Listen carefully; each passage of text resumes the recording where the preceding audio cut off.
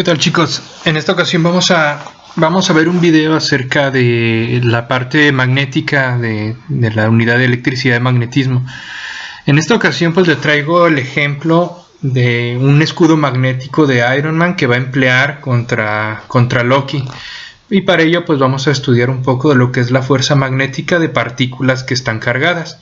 Primero pues hay que recordar que la fuerza magnética para una partícula cargada que se desplaza a cierta velocidad v dentro de algún campo magnético B grande está determinado por esta fórmula, donde la FB pues es un vector que va a ser el producto de dos vectores, que es la velocidad y el campo magnético por la carga. Aquí hay un producto cruz. Este producto cruz es un producto vectorial que pueden ustedes recordar de sus clases de cálculo vectorial, pero pues tiene una magnitud cuando se forma un ángulo entre ellos. En el plano siempre pues vamos a encontrar una forma sencilla de utilizar esta fórmula. En el espacio pues como todas tienen componentes x, y, z, pues nos va a quedar un vector donde forzosamente tendríamos que utilizar el producto cruz, pero en el plano siempre podemos encontrar una forma de encontrar ese vector de fuerza con la regla de la mano derecha. Esta regla establece que para cierta velocidad v que se desplaza perpendicular a una fuerza FB, siempre que se forme un ángulo con el campo magnético, pues el producto de esa velocidad por esa magnitud del campo magnético por el seno del ángulo que hay entre el campo magnético y la velocidad nos va a originar la magnitud de la fuerza magnética. Obviamente esto ocurre o es máximo cuando el ángulo phi pues es de 90 grados. Pero si el ángulo fuera paralelo, es decir, de 0 grados, pues el seno de 0 es 0, entonces no habría una fuerza magnética si la velocidad de la partícula o si la partícula se desplaza en la misma dirección del campo magnético. Solamente va a ocurrir una fuerza magnética cuando haya un ángulo diferente de 0 o de 180 grados, si queremos verlo así, entre la velocidad y el campo magnético. Eso es muy importante. Entonces básicamente esta es la fórmula que se utilizaría para la fuerza magnética para una partícula que se desplaza en el plano. Entonces vamos a ver un ejemplo aquí, ¿no? Vamos a suponer que un rayo de electrones del báculo de Loki se va a lanzar de tal manera que va a impactar perpendicularmente contra la armadura de Iron Man, la cual produce un campo magnético que sale de sus pies y apunta hacia arriba de su cabeza. La pregunta es cuál debería ser el campo magnético, la magnitud de ese campo magnético en la armadura para que las partículas cargadas se vayan a desviar en un radio de medio metro. Ahorita vamos a ver este problema, que es un problema interesante, y vamos a asumir que la velocidad de las partículas que salen del báculo de Loki es de 500 metros sobre segundo, que es una velocidad grande, pero vamos a ver lo que sucedería en este caso. Bien, aquí tenemos el análisis del problema. Este sería más o menos el diagrama que estaríamos nosotros utilizando en el caso de la armadura de Iron Man. Vemos que el campo magnético va a salir paralelo a la parte vertical de Iron Man. Entonces por aquí se va a estar originando un campo magnético que sale y vuelve a entrar, pero nos vamos a enfocar en la parte que está cerca de la cintura. Las partículas van a venir, van a ser lanzadas, pero van a quedar atrapadas en el campo magnético y van a querer salir en una trayectoria tangencial, pero va a haber una fuerza magnética que se va a generar debido al campo magnético que va a impedir que esas partículas salgan, entonces van a quedar atrapadas. ¿Qué pasaría con este escudo interesante de Iron Man? Bueno, que el rayo de energía eléctrica que se fuera lanzado va a quedar atrapado y no le haría daño a la armadura de Iron Man. Supongamos que este es un nuevo mecanismo de defensa del señor Stark para defenderse de los rayos de energía eléctrica que pueden ser lanzados por sus enemigos. Entonces, si tenemos un movimiento circular y las partículas cargadas pues obviamente tienen masa, son electrones, podemos asumir que van a haber dos fuerzas interactuando aquí. Una va a ser la fuerza magnética que aquí hemos señalado que apunta en dirección hacia adentro, y la otra va a ser la fuerza centrípeta que impide que esas partículas salgan en una trayectoria tangencial una vez que han sido atrapadas. Entonces aquí es bastante sencillo lo que haríamos. Como nos damos cuenta, la fuerza magnética, la velocidad y el campo magnético todos forman ángulos de 90 entre sí. Entonces, pues aquí la fórmula que utilizaremos pues va a ser asumiendo el ángulo de 90 grados entre el campo magnético y entre la velocidad. Muy bien, aquí vamos a ver lo que sucedería para el caso de este problema. Como nos damos cuenta, pues esta fórmula va a ser simplificada, como ya lo habíamos visto antes, para un ángulo de 90 grados. Y bueno, las cargas de los electrones van a girar a una velocidad tal que van a quedar atrapadas en un radio de medio metro. Vamos a igualar estas dos fuerzas. Una va a ser la fuerza magnética, que aquí tenemos las magnitudes. Aquí no pongo el seno del ángulo porque el seno del ángulo son el seno de 90 y se va a hacer 1. Y esta es la fuerza centrípeta, que depende de la masa de los electrones, la velocidad al cuadrado, y va dividida entre el radio de curvatura.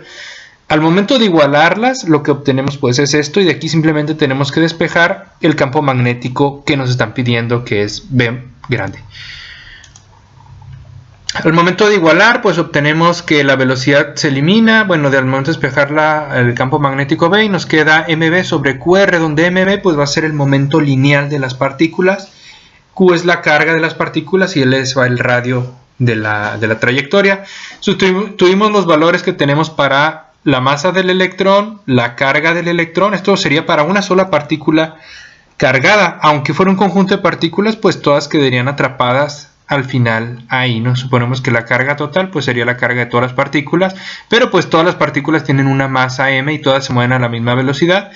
Entonces, si son electrones así tal cual los conocemos, con su carga como lo conocemos, pues el campo magnético que las frenaría, bueno, las obligaría a moverse en una trayectoria circular, pues sería muy muy pequeño, 10 a la menos 9 teslas, 5.68 nanoteslas serían la magnitud del campo magnético. Es decir, pues es un campo magnético bastante sencillo, muy fácil de generar, que fácilmente pudiera utilizar Stark para poder contraatacar a este ataque del villano de Loki. Obviamente, si la carga fuera más grande, el campo magnético pues también se vería por ahí alterado. Igual si la masa fuera más grande. Bueno, de hecho aquí como pueden observar, depende inversamente de la carga. Entonces, para cargas más grandes parecería que el campo magnético debería ser más pequeño, y de hecho pues lo sería. Pero si la masa de las partículas fuera más grande, pues el campo magnético sería más grande. Si la velocidad aumentara, pues también aumentaría el campo magnético necesario para frenarlas. En fin, aquí se pueden variar una serie de parámetros para poder obtener el resultado que nos están pidiendo ahí. Este fenómeno que se presenta aquí también se presenta en la Tierra. Recuerden que la Tierra tiene un campo magnético debido al núcleo terrestre de hierro. Entonces ese campo magnético es como si fuera un escudo, nada más como si fuera el escudo de Stark. Y el Sol pues nos está lanzando partículas cargadas a todo momento, las cuales quedan atrapadas en los polos. Esas partículas que quedan atrapadas van a emitir una radiación porque hay una aceleración. Una aceleración tiene que ver con el cambio de la dirección de la velocidad, y eso va a producir una radiación muy específica. Y eso produce pues la luz que nosotros, bueno, lo que la gente que está cerca de los polos observa, que son las auroras boreales. Esos colores bonitos que se ven en el cielo, bueno, pues vienen justamente de este fenómeno, cuando las partículas quedan atrapadas en el campo magnético. Aquí tenemos un diagrama de más o menos lo que sucedería. La magnetosfera pues está formada por el campo magnético terrestre, que es nuestro escudo. Aquí podemos ver, este sería un ejemplo de lo que acabamos de hacer, pero básicamente está actuando aquí con el campo magnético terrestre. Las partículas que vienen cargadas y son desviadas por el campo magnético en los polos. Muy bien, pues ya que estamos centrados en el tema, vamos a analizar otro tipo de problema relacionado pues con la fuerza magnética, que ahora proviene de una corriente eléctrica, ya no de una carga, sino de una corriente. Recuerden que podemos generar corrientes con diferencias de potencial, siempre y cuando conozcamos la resistencia de algún cable, etcétera, ¿no? Pero si nosotros conocemos la corriente, la longitud del cable y el campo magnético, también podemos determinar la fuerza. Aquí, para obtener esta fórmula, partimos de la fórmula de la carga, nada más que hay que recordar que la corriente es la derivada de la carga con respecto al tiempo. Si la corriente es constante, bueno, pues tendríamos ahí que en vez de la velocidad, pues lo que se mantiene constante es la longitud del cable, y también hay un producto cruz que se aplica la misma regla de la mano derecha con el campo magnético. Ahora bien, pues vuelve a tener ahí un valor del ángulo que está entre B y L, y de ese va a depender la fuerza magnética. Si fueran paralelos B y L o antiparalelos, pues la fuerza magnética otra vez sería 0. Bien, aquí tenemos el ejemplo. Tenemos un cable de longitud L que tiene cierta masa. Hay un campo magnético que está entrando hacia su pantalla. Por eso son los símbolos de las crucecitas, como si fueran flechas. Está entrando. Este tipo de imágenes también se presentan con puntitos. Significaría que estuviera saliendo, pero en este caso está entrando.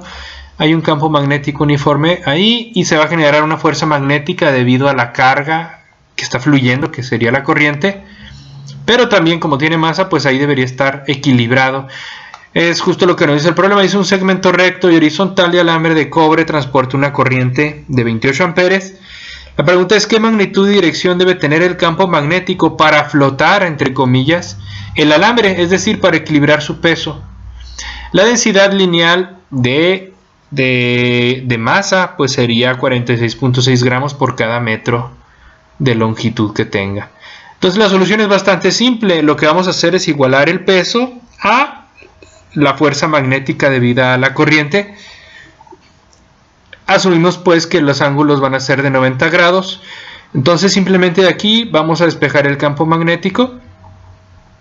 Cuando despejamos el campo magnético nos queda la masa sobre L, que es justamente las unidades de la densidad de masa que tiene una densidad lineal.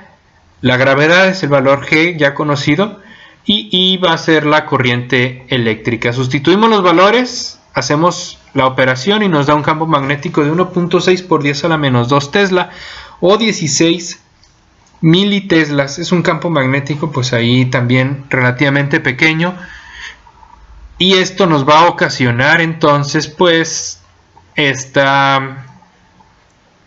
este equilibrio que hay entre el peso y la fuerza magnética, haciendo levitar magnéticamente, siempre y cuando el campo magnético sea uniforme y esté pasando a través de ahí y la corriente se mantenga constante. Bueno, esto es lo que ocasionaría.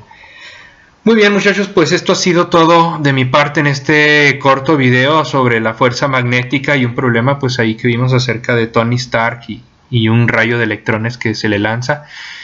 Y espero que les haya servido.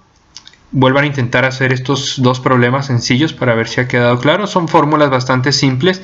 Ya hay problemas más complicados, pero no vamos a abordarlos en estos videos por el momento. Nos estamos viendo, muchachos.